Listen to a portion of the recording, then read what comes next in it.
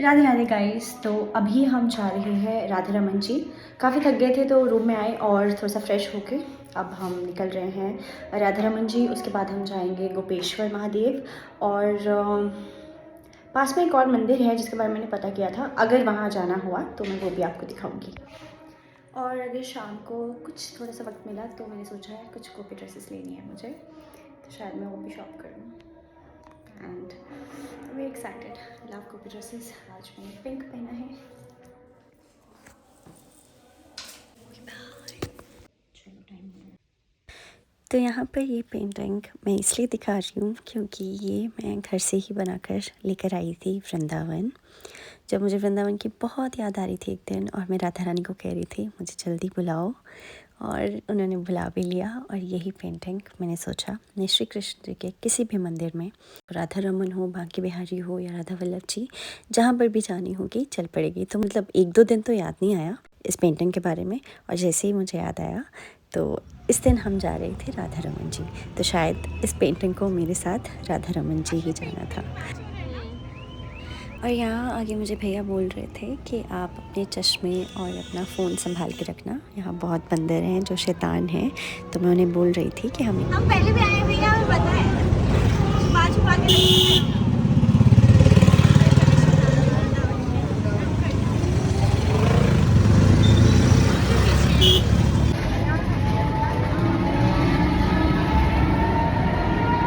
वृंदावन का कण कण बोले श्री राधा राधा। ओए छोटे से पपी, क्यूट। कितना क्यूट है।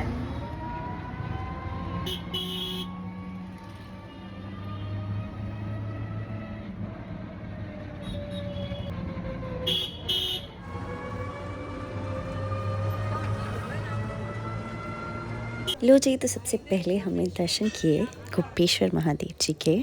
गोपेश्वर महादेव जी का नाम गोपेश्वर महादेव इसलिए पड़ा क्योंकि वो गोपी बन के रास में आए थे कृष्ण जी को देखने, उनके तब से यहाँ का नाम गोपेश्वर महादेव पड़ गया। और आज भी यहाँ पे शिव जी का श्रृंगार पूरा गोपी की तरह होता है। ये देखिए हमारे सुंदर से महादेव गोपी रूप में।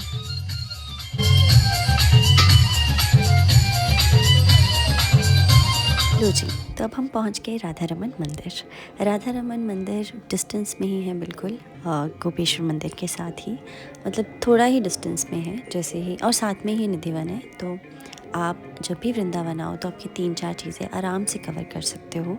और भी मंदिर है बट हम जहाँ जहाँ गए मैंने आपको वहाँ के बारे में बताया। अब मैं जब यहाँ बैठी तो यहाँ पे बहुत अच्छा कीर्तन हो रहा था। अभी राधा रमन जी को पर्दे में रखा था, वो थोड़ी देर में बाहर आने वाले थे।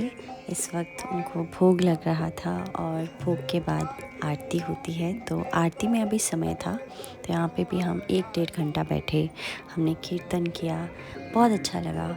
बहुत पॉजिटिव वाइब्स हैं यहाँ पे। जब भी आप आओ वृंदावन तो राधा रमन जी ज़रूर आना। एक बात बताना मैं आपको भूल गई, अभी होली का समय है तो होली के बहुत सारे संगीत गाए जाते हैं। खासकर राधा रमन जी में तो बहुत ही अच्छा कीर्तन होता है। तो यहाँ पे आपको वो मौका भी मिल सकता है अगर आप होली के वक्त आओ, और होली भी खेल सकते हो क्योंकि हमने भी फूलों वाली होली खेली है और रंगों वाली होली भी खेली है। तो जो भी अभी इस वक्त वृंदावन आ रहा है उन्हें ये सब देखने का मौका मिलेगा। अब जैसे ही राधा रमन जी को भोग लग गया था तो अब उनका पर्दा खोल दिया गया और हमें दर्शन बहुत अच्छे से हुए क्योंकि हम सबसे पीछे थे तो हम बहुत अच्छे से देख सकते थे। और वहाँ पे भीड़ भी नहीं थी ना, देखो जहाँ पे हम बैठे हैं वहाँ पर इतनी भीड़ नहीं है। लोग यहाँ पे टेलीस्कोप ला के राधा रमन जी को देखते हैं और दूर से ना वो इतने क्लियर नहीं दिखते क्योंकि वो बहुत छोटू से हैं इसलिए। पर आप अगर आओ तो यहाँ पे आसपास लोग लाते हैं अपने साथ टेलीस्कोप, तो उनसे मांग के भी देख सकते हो। मैंने तो मांग के ही देखा था। तो अब आप सुनिए प्रेमानंद जी महाराज के मुख से कि राधा रमन जी कैसे प्रकट हुए। राधा रमन जी किसी मूर्तिकार की रचना नहीं है। श्री गोपाल भट्ट जी राधा रमन को जिनकी कृपा से प्रकट हुए, उनके पास जैसे सर्दियों में सेठ लोग आते हैं संतों को कपड़ा देते हैं, ऐसे एक सेठ आया और ठाकुर जी की पोशाक बांट रहा था। जैसे मदन मोहन पहुंचा, आपके ठाकुर कहाँ हैं, कैसे हैं, दिखाओ, और उनके अनुसार पोशाक लो। राधा रमन जी के जो संत थे श्री गोपाल भट्ट जी, उनके पास गए और बोले बाबा आपके ठाकुर कहाँ हैं, दिखाओ, और उनके अनुसार पोशाक लो, जेवर वगैरह सब आभूषण। तो उनका हमारे ठाकुर जी तो शालिग्राम है। शालिग्राम जी थे। तो बोले शालिग्राम की क्या पोशाक, और वापस हो अंदर से बड़ा क्लेश हुआ। ठाकुर जी अगर होते आकार विग्रह स्वरूप में तो आज हम विश्व श्रृंगार करते। बस इसी दुख में दुखी होकर के सो गए। ये सो गए, फिर ठाकुर जी प्रकट हुए और उनको जगाया। बस देखते ही देखते बोले तुम क्या समझते हो हम बिना हाथ पैर के हैं? अरे हम भी पोशाक धारण कर सकते हैं। तुमने इच्छा कब की पोशाक धारण करवाने की? आज की देखो ना, सिंहासन पे देखो। तो देखते देखते, ऐसा नहीं कि पहले से विराजमान हो गए, देखते देखते शालिग्राम से राधा रमण जी प्रकट हुए। जो राधा रमण जी है किसी मूर्तिकार की रचना नहीं, देखते देखते राधा रमण के रूप में प्रकट हुए। अब तो पूरी रात वो आनंद में फूलते रहे हमारे बड़े सुंदर राधा रमण जी। ठाकुर जी कृपा से बने हुए। बस फिर राधा रमन जी के दर्शन करके हम निकल गए अपने दूसरे मंदिर की ओर, जो कि यहाँ से बिल्कुल नज़दीक है और उसका नाम है मीराबाई मंदिर। और यहाँ जाने की इच्छा मेरी बहुत दिनों से थी, तो मैं ठाकुर जी की कृपा से यहाँ पहुँच भी गई।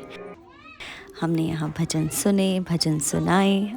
भजन सुनने के बाद मैंने आंटी जी से पूछा भी, क्या आप यहाँ रोज़ आते हो, रोज़ भजन करते हो?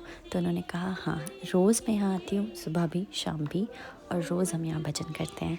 तो लोगों की ये श्रद्धा देखकर मुझे बहुत अच्छा लगा और इनके भजन सुनकर मुझे और भी ज़्यादा अच्छा लगा।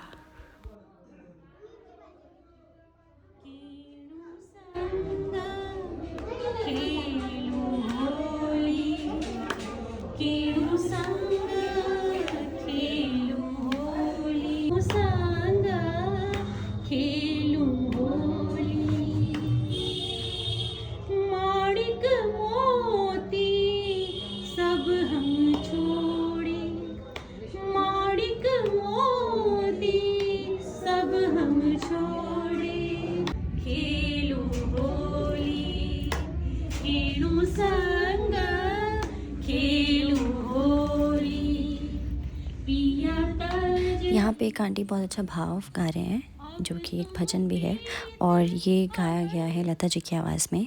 और ये वैसे मीराबाई जी गाते थे कृष्ण जी के लिए कि किसके साथ में होली खेलूं, कीनू संग खेलूं होली। तो बस यही है वो भाव कि मैं होली किसके साथ खेलूं।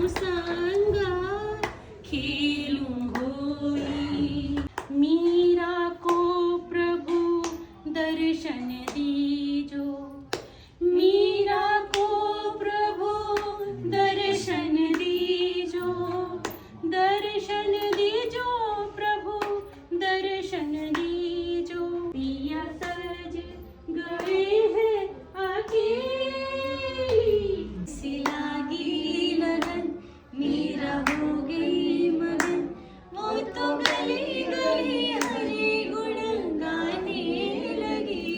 ऐसी लागी लगन मीरा हो गई मगन, ऐसी लागी लगन मीरा हो गई मगन, वो तो गली गली हरि गुण गाने लगी। ऐसी लागी लगन महलों में पली बन के जोगन चली, महलों में पली बन के जोगन चली, मीरा रानी दीवानी कहाने लगी।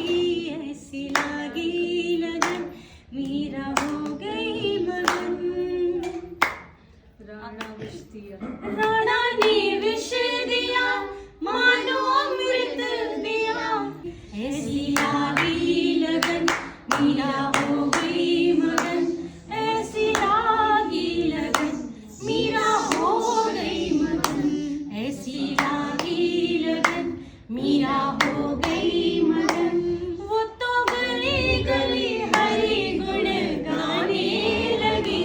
महलों में पली बन के जोगन चली, ऐसी लागी लगन मीरा हो गई मगन, ऐसी लागी लगन मीरा हो गई मगन।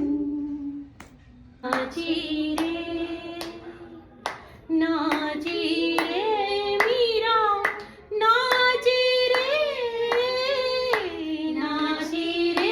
मीरा, नाची रे पग घुंघरू बांध मीरा, नाची रे। भजन के बाद हमने की आरती। यहाँ की आरती अटेंड करने के बाद हम चले गए वापस अपने रूम में। आज का दिन मेरी ज़िंदगी का सबसे सुकून भरा दिन था। इतना आनंद आया मुझे भजन करने में, आरती करने में।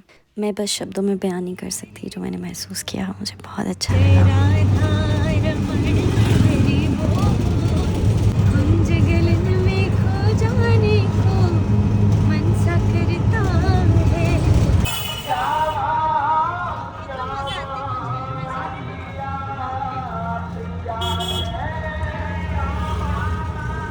यहाँ के बाद हम सीधा निकल गए इस्कॉन जाना। हमने रूम में था लेकिन हमने कहा चलो चले जाते हैं, क्योंकि मैंने सुना था कि 8 साढ़े 8 के पास वहाँ पर कीर्तन होता है और डांस होता है बहुत अच्छा। तो चलो फिर मैंने सोचा चले जाते हैं, अभी वक्त है हमारे पास। तो फिर हम निकल गए इस्कॉन की ओर। वहाँ नाचे गाए मज़ा किया और वापस आ गए।